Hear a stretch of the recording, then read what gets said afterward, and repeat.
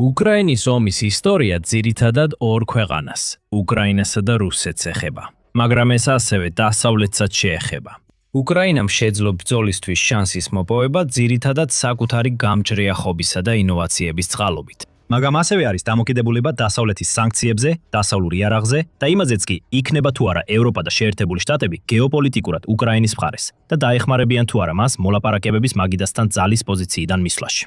ამასობაში ჩინეთი მოთმინებით ელოდება კულისებში და სარგებელს იღებს. ისინი ჩუმად იღებენ სარგებელს, იაფად ყიდულობენ რუსულ ნავთობს, ეხმარებიან მოსკოვს, რომ ქვეყანა ფუნქციონირებდეს და კამერების წინ იღიმიან ერთი სამიტის შემდეგ მეორეზე. სხვა მსოფლიო ლიდერებმა რუსეთ-ჩინეთის ურთიერთობა უსაზღვრო მეგობრობასაც კი უწოდეს. თუმცა ეს მეგობრობა მაინც არ არის სრულიად უსაზღვრო და როგორც ჩანს, ეფუძნება იმას, რომ ჩინეთი სარგებლობს რუსეთის სუსტი მხარეებით. ალბათ უკვე ხსმენიათ ამ ამბის სათაურებში გამოტანილი ვერსია და ის სიბირის გარშემო ტრიალებს.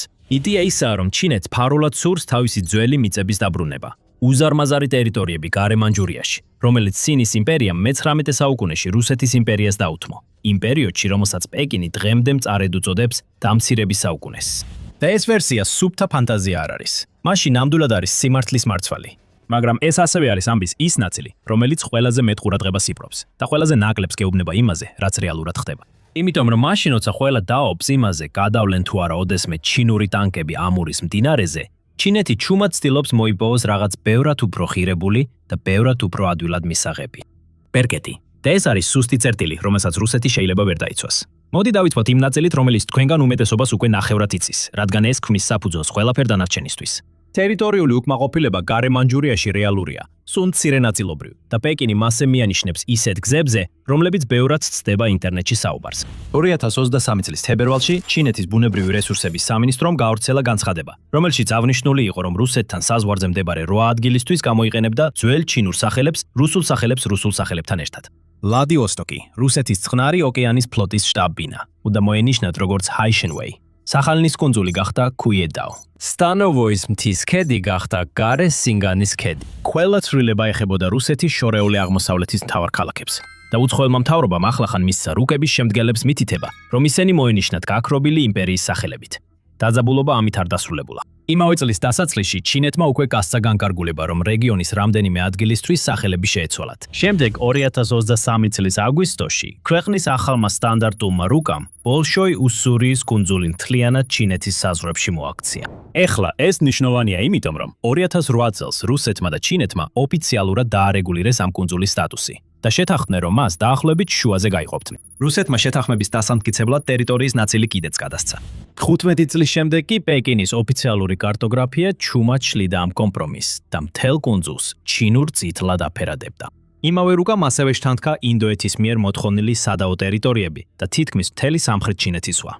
ასე რომ რუსეთი მარტო არ იყო ამ სიტუაციაში. მიუხედავად იმისა, რომ რუსეთმა საჯაროდ უარყო ეს საკითხი და განაცხადა, რომ საზღვრის პრობლემა უკვე გადაწყვეტილია, უფრო ცინიკური ანალიტიკოსები ფიქრობენ, რომ ეს იყო ჩუმი გზავნილი რუსეთთან და მის ყველა მეზობელთან იმის შესახებ, რომ ჩინეთი არასოდეს ივიწყებს თავის იმპერიულ საზღვრებს.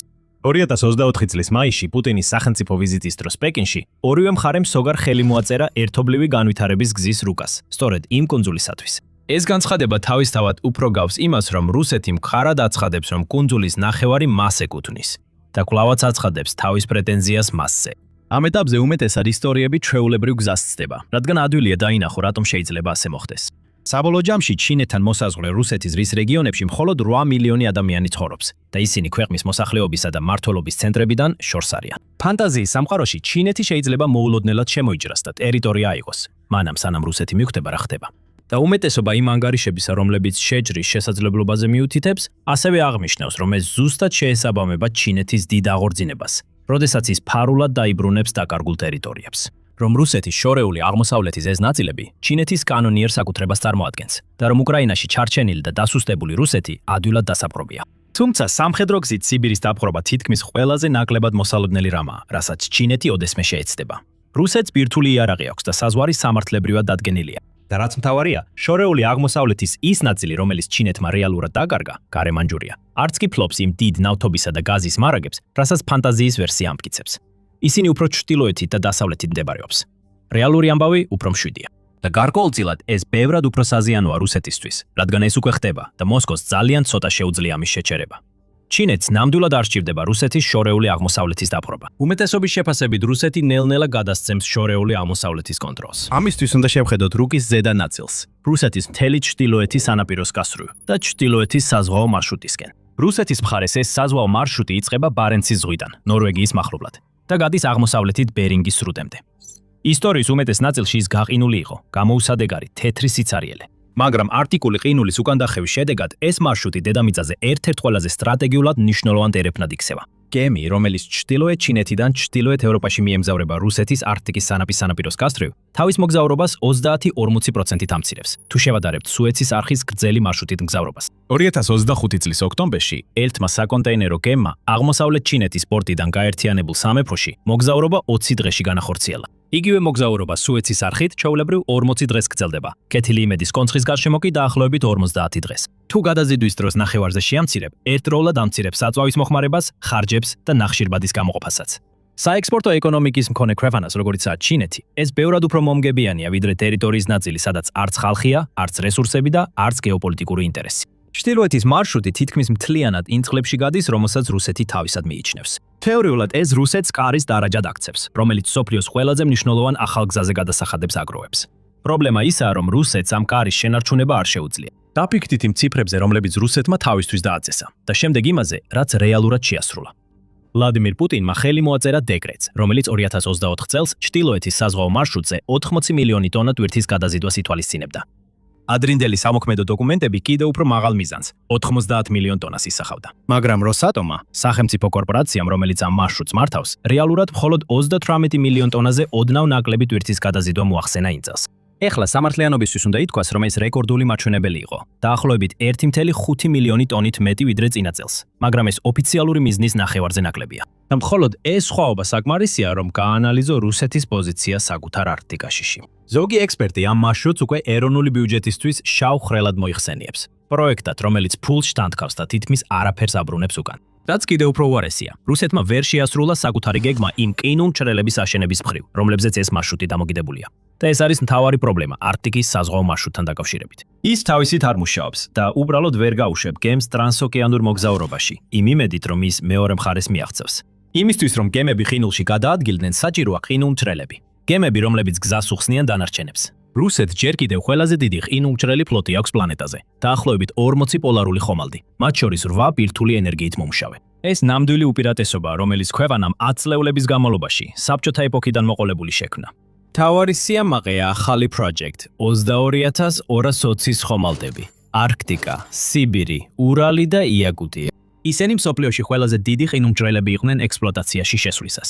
მაგრამ ამ უპირატესობის შესანარჩუნებლად რუსეთს კიდევ უფრო მეტი ხომალდი სჭირდება. ერთ-ერთ ანგარიში ნათქვამია, რომ რუსეთს სურს კონდეს მინიმუმ 13 ბირთვული ხომალდი და სულ 17 მყინვართამსხევი მუდმივად მზადყოფნაში. ასე რომ ჩვენ ვსაუბრობ მინიმუმ კიდევ 5 ხომალდზე, რომლებიც 2030 წლამდე უნდა დასრულდეს. და იგივე მექანიზმები, რომლებიც რუსეთს ომში აფერხებს, აქაც იჩენს თავს. მაგრამ სანამ გავაგზავნებთ, დარწმუნდით, რომ გამოწერილი გაქვთ The Military Show. ჩვენ ყოველდღე ვაქვეყნებთ ვიდეოებს, რათა შეძლოთ გლობალური გეოპოლიტიკის ყველა მნიშვნელოვანი მომენტის თვალყურისდევნება. ეხლა თუ დაუბრუნდებით ყინულმჭრელებს, მნიშვნელოვანია აღვნიშნოთ რუსეთის მომავალი თაობის ყინულმჭრელების ამბიციების ფლაგმანი. ლიდერ კლასის რუსია. ეს არის მონსტრი, რომელიც შექმნილია დაახლოებით 2-ჯერ უფრო ძლიერი ვიდრე Project 22220-ის ყინულმჭრელები. და გავრცელებული ინფორმაციით, შეუძლია გაარღვიოს 50 მეტრის სიგანის არხი, 4 მეტრზე სქელ ყინულში. შენებლობა დაიწყო ზუეზდას გემთ საშენში, შორეულ აღმოსავლეთში ჯერ კიდევ 2020 წელს, მაგრამ 2026 წლის დასაწყისისთვის გემის მხოლოდ მცირე ნაწილი იყო დასრულებული და მისი ჩაბარების თარიღი უკვე გადაიწია 2027 წლიდან 2030 წლამდე. მიზეზები თითქმის კომიკურია. პირველ რიგში გემის ძირითადი კორპუსის ნაწილები თავდაპირველად უნდა მიეწოდებინა ქარხანას კრამატორსკში, რომელიც დონეცკში მდებარეობს და შემდგომში ომში განადგურდა. შემდეგ გემის რეაქტორების სათადარიგო სახურავები დაიკარგა ზღვაში, როდესაც რუსული სატვირთო გემი, რომელიც მათ ეზიდებოდა, ხმელთაშუა ზღვაში ჩაიძირა. და როსი ერთადერთი დაბკოლება არ არის ამ პროექტში. ჩუკოტკა, კიდევ ერთი ბირთვული მყინვართამსხევი, დიდი ცერემონიით გაუშვეს 2024 წლის ბოლოს, მაგრამ მხოლოდ დაახლოებით 70%-ით იყო დასრულებული, ხოლო საწყისი ვადა 2026 წლისთვის გადაიდო 2027 წლამდე. უფრო პატარა ხომალდებზეც იგივე სქემა მეორდება. 2025 წლის აგვისტოში რუსეთის სახელმწიფო პორტის ოპერატორმა უბრალოდ გააუქმა $200 მილიონი კონტრაქტი ორი ახალი დამხმარე მყინვართამსხევისთვის. მიზეზად დაასახელა მშენებლობის დაგვიანება, უცხოური კომპონენტების ნაკლებობა და სანქციები. ესენი უნდა ყოფილიყვნენ პირველი რუსული ხომალდები ამ ტიპის, რომლებსაც შეეძლებოდათ 1.5 მეტრი სქელი ყინულის გატეხვა. ეხლა კი რუსეთს მოუწევს არსებული ფლოტის გაცილებით ინტენსიურად გამოყენება, იმ დროს როცა მათ შენარჩუნებას ცდილობს. ამ ყველაფრის ფონზე ჩინეთმა გადაწყვიტა, რომ აღარ სურს რუსულ არტიკაში რუსულ ყინულმჭრელებზე იყოს დამოკიდებული. 2026 წლის დასაწყისში ჩინეთმა წარადგინა ახალი თაობის ბირთვული ყინულმჭრელის დიზაინი, რომელსაც შეუძლია 2.5 მეტრამდე სისქის ყინულის გაჭრა. მის მშენებლობას ახორციელებს ჩინეთის სახელმწიფო გემთმშენებლობის კორპორაცია, რომელიც მსოფლიოში ერთ-ერთი ყველაზე დიდი გემთმშენებელია. ჩინეთი პირდაპირ ქმნის შესაძლებლობას თავად მართოს არქტიკა. და ეს მხოლოდ პროექტის პიკი იყო. 2025 წლის ზაფხულის დასაწყისში ჩინეთმა ალასკასთან ახლოს 5 ყინულმჭრელი სამეცნიერო ხომალდი განათავსა, რაც ამ რეგიონში მისი ყველაზე მასშტაბური ოპერაცია იყო დღემდე.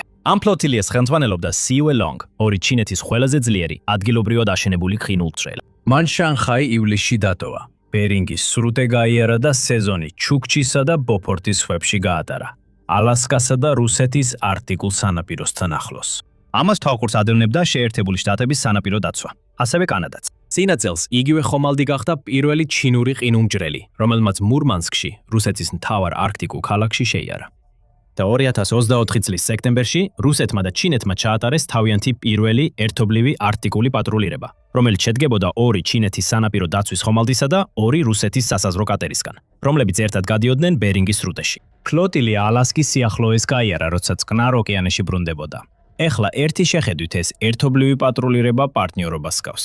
მაგრამ რუსეთი არის დამკვიდრებული არქტიკული ძალა, რომელსაც ყველაფერი აქვს დასაცავი.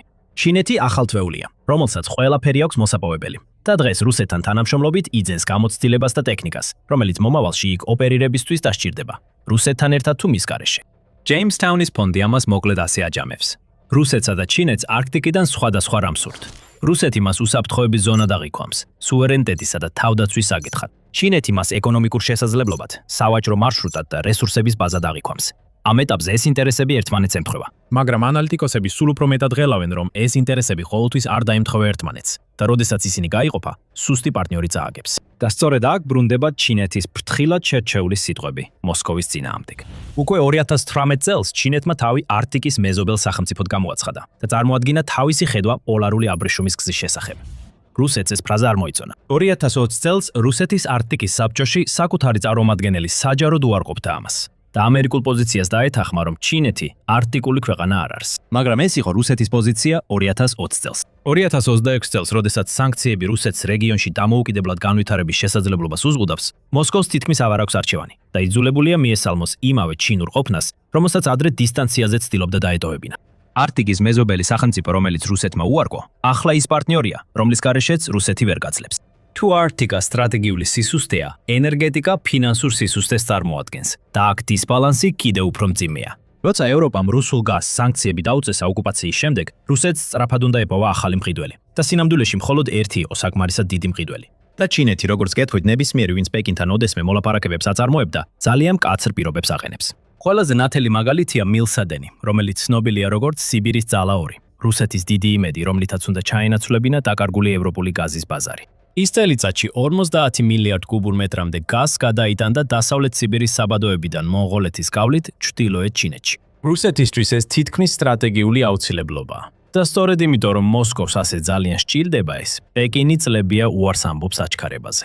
2024 წლის ზაფხულში გავრცელებული ინფორმაციით, ჩინეთმა მოითხოვა, რომ ამ გაზისთვის რუსეთის ძლიერ სუბსიდირებული შიდა ფასის ახლოს გადაეხადა და ვალდებულებას ირებდა, შეეძინა მხოლოდ მცირე ნაწილი მილსადენის დაგეგმილი სიმძლავრით.